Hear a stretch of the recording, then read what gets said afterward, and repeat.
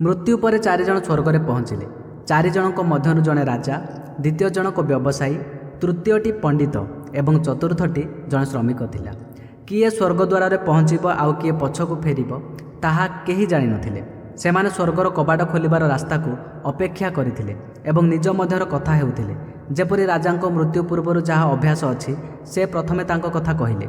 राजा कहिले, मु जणे प्रसिद्ध राजा, मु पृथ्वी रे बहुत नाम अर्जन करिछि, सेथिपाई मु स्वर्ग को जिबार पूरा संभावना अछि।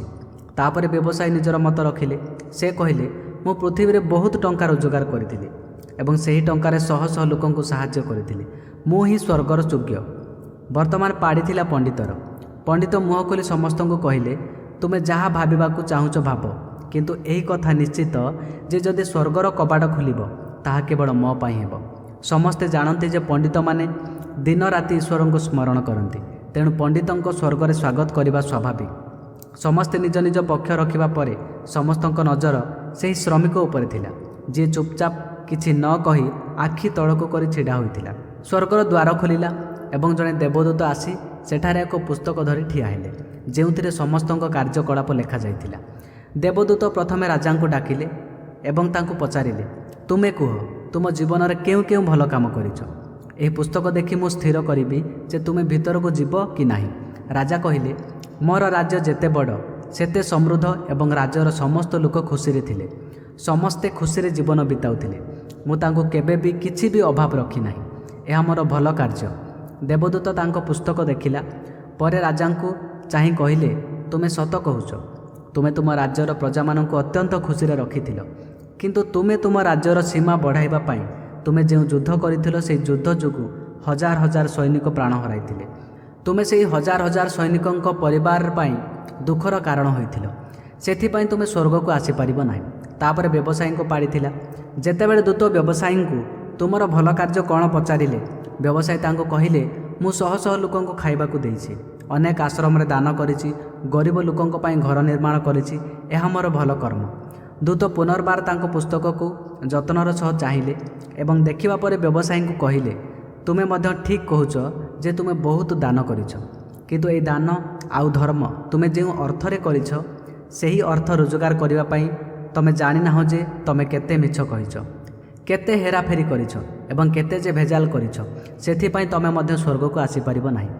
जेतेबेले पंडितों को सम्मानर सह पचरा गला, पंडित बहुत आत्मविश्वास रे कहिले, मु अगणित लोकों को ज्ञान देइछि, हजार हजार यज्ञ एवं पूजा पाठ करी भगवान को नाम जप करिछि, एहा अपेक्षा कौन भल कार्य होई पारे।